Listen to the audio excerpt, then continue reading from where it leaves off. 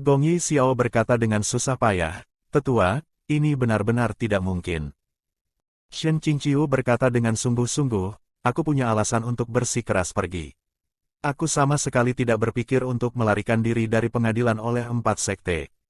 Setelah menyelesaikan urusanku, aku sendiri akan kembali ke penjara air untuk menunggu keputusan. Jika kamu tidak percaya padaku, kita bisa membuat perjanjian darah." Seseorang tidak dapat mengingkari perjanjian darah, tetapi tidak masalah apakah Shen Qingqiu kembali ke penjara air kuil Huanhua setelah menyelesaikan urusannya. Jadi, dia memainkan tipuan tidak bermoral pada Gong Yi Xiao. Gong Yi Xiao berkata dengan canggung, "Saya benar-benar mempercayai Anda, tetapi bukankah menjadi perhatian utama bagi tetua untuk tetap ditahan di penjara air? Hal apa yang cukup penting sehingga Anda benar-benar harus pergi? Jika Penatua Shen bersedia menjelaskan, saya dapat memberitahu semua orang yang berpartisipasi dalam penyelidikan." Shen Qingqiu memiliki pemikiran kedua. Gong Yi Xiao adalah murid sekte Huanhua, dan terlibat dalam pelarian seorang tahanan bukanlah dosa kecil bagi siapapun. Ini adalah anak muda yang cukup terhormat, dan tidak akan baik untuk menipunya. Dalam batas 7 hari, pasti ada peluang tambahan. Akibatnya, dia mengubah nadanya dan berkata, "Sebaiknya tidak." Lagi pula itu bukan skenario terburuk. Saat dia berbicara, dia mengumpulkan semua potongan kertas di tanah dengan susah payah, melemparkannya ke danau untuk menghancurkan bukti. Karena sebagian besar tubuhnya dibungkus oleh kabel pengikat abadi, pergerakannya menjadi sangat sulit. Sebelum bergeser 2 kali, jubah hitam itu terlepas dari tubuhnya. Gong Yi Xiao awalnya membungkuk untuk membantu, tetapi setelah melihat jubah hitam itu tersingkir ke tanah, dia secara tidak sengaja mengangkat kepalanya untuk melihatnya. Lengan dan kakinya menjadi kaku di tempat. Shen Qingqiu, pakaian putih di tubuhnya telah robek rapi dari bahunya. Jelas dari pandangan sekilas bahwa seseorang telah dengan kasar merobeknya dengan tangan kosong. Selain itu, ada potongan-potongan material yang dibiarkan tergantung, terlihat seperti telah ditarik oleh cambuk. Pada kulit putih yang dibiarkan terkena kerusakan, ada lebih dari beberapa goresan merah pucat. Jika seseorang melihat lebih dekat, ada juga jejak samar di lehernya yang belum memudar. Pandangan dunia Gong Yi Xiao menerima kejutan yang menghancurkan. Dia berkata dengan suara gemetar, "Tetua, apakah Anda yakin ini tidak mendesak?" Tidak heran Luo Binghe telah memerintahkan bahwa tidak seorang pun kecuali dia yang diizinkan masuk bahkan jika mereka memiliki kartu bagian pinggang dan bahkan menghentikan upaya Dewa Puncak Sang. Jadi seperti ini. Benar-benar murid yang memberontak. Tanpa hati nurani. Lebih buruk dari binatang buas. Dalam hati, Gong Yi Xiao menangis air mata darah untuk Penatua Shen. Shen Qingqiu sendiri berkata, dengan hampa, tidak ada yang mendesak. Gong Yi Xiao diam-diam tergerak. Bagaimana Tetua Shen bisa menunjukkan ekspresi acuh tak acuh semacam ini bahkan di saat seperti ini? Shen Qingqiu selesai membuang semua potongan kertas ke dalam danau dan berkata, "Kamu tidak perlu mengingat kata-kata yang baru saja kuucapkan dengan sungguh-sungguh." "Kamu." Gong Yi Xiao tiba-tiba berdiri, berbalik, lalu pergi. Ekspresi Shen Qingqiu berubah suram. "Aku hanya mengatakan kamu tidak perlu menganggapku serius dan kamu segera pergi. Bukankah itu terlalu belak-belakan? Siapa yang tahu bahwa sebelum 1 jam berlalu, Gong Yi Xiao akan kembali dengan sebuah benda di tangannya." Dia berjalan ke Shen Qingqiu, membuka segel yang mengikatnya, dan melambaikannya dengan gerakan miring.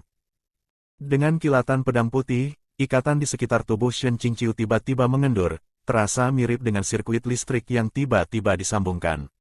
Meregangkan jari-jarinya, energi spiritualnya jelas kembali beroperasi dan mengalir dengan lancar. Terakhir kali secara misterius diblokir oleh racun, tetapi setelah diikat oleh kabel pengikat abadi selama 2 hari, racun itu tiba-tiba ditekan lagi. Mungkinkah itu adalah pemadaman api dengan api? 2 hal negatif membuat jenis prinsip yang positif. Kabel pengikat abadi jatuh ke tanah berkeping-keping. Gong Yi Xiao melempar benda di tangannya, dan Shen Qingqiu mengulurkan tangannya untuk menangkapnya. Pedang Xiuya.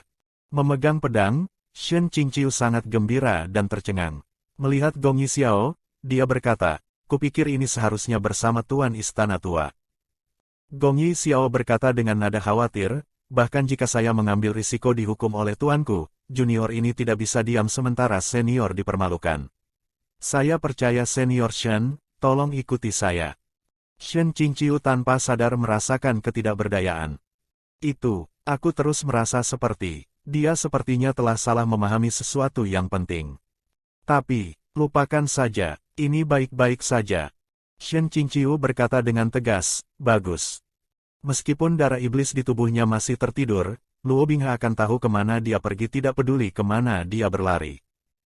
Namun, tidak masalah jika dia tahu di mana dia berada selama Luo Binghe tidak bisa mengejarnya di sana.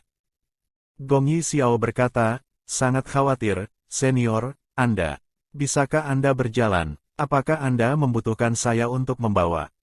Wajah Shen Qingqiu menjadi gelap dan dia mengambil langkah, dengan cepat menggerakkan tubuhnya untuk membuktikan bahwa dia sebenarnya bisa berjalan, dan berjalan sangat cepat. Gong Yi Xiao terkejut, lalu segera mengikuti dari belakang. Tanpa diduga, saat keduanya melangkah keluar dari batas platform batu dan menuju jalan setapak, tirai air yang baru saja diangkat mulai menyemprotkan air dengan boom. Shen Qingqiu berlari, tetapi berhenti dengan cepat, atau dia akan langsung terperangkap oleh air. Keduanya melangkah kembali ke platform batu, dan tirai air mundur lagi. Sepertinya ada sesuatu yang dengan sengaja mencegah mereka pergi. Bukankah ini terlalu dirancang dengan baik? Gong Yi Xiao tiba-tiba berkata, saya lupa, setelah penjara air diaktifkan, pasti ada seseorang di peron batu, jika orang ini pergi dan tidak ada cukup beban di peron, tirai air akan aktif kembali secara otomatis meskipun mekanismenya telah mati. Dia tidak memiliki pengalaman membantu seorang narapidana melarikan diri, jadi wajar jika dia tidak mengingat masalah semacam ini. Shen Qingqiu berkata, dengan kata lain, harus ada satu orang yang tersisa di platform batu sebelum yang lain bisa pergi. Gong Yi Xiao mengangguk. Shen Qingqiu berkata, kalau begitu kamu tetap di sini. Gong Yi Xiao. Setelah mengatakan ini, dia menjentikkan lengan bajunya dan menuju keluar. Di belakang, Gong Yi Xiao dengan lemah mengangkat tangannya dan berkata, Senior Shen, meskipun junior sangat ingin membantu tapi, jika Anda tidak memiliki saya untuk memimpin, saya khawatir Anda tidak akan bisa melarikan diri. Shen Qingqiu menoleh ke belakang dan menambahkan, tunggu aku kembali. Gong Yi Xiao dengan hampa berdiri di tempat yang sama. Dia memiliki setengah pikiran untuk diikuti, tetapi terhalang oleh fakta bahwa dia tidak punya cara untuk meninggalkan batas platform batu dan tidak punya alternatif selain menunggu dengan tenang. Dalam waktu singkat, dia mendengar suara teredam dari luar. Shen Qingqiu berjalan menyeret seseorang di belakang lehernya.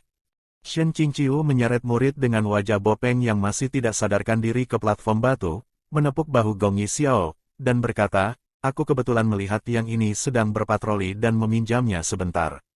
Ayo, pergi.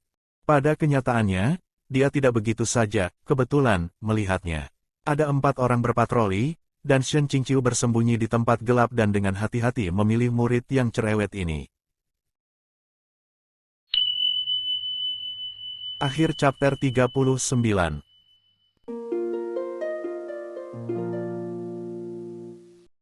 Jika Anda suka video ini, silakan like dan subscribe akun YouTube @bacakanaku untuk mendapatkan update audio novel lainnya. Terima kasih.